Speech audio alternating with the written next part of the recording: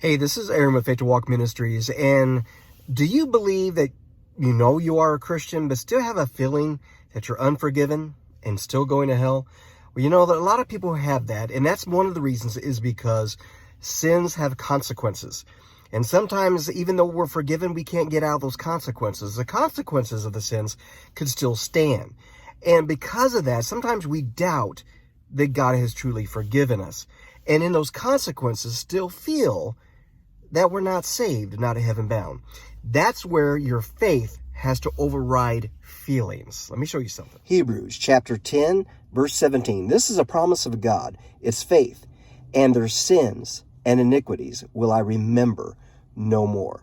So even though you might be still going through consequences, remember, Jesus is still with you, but your sins are gone. Think about that.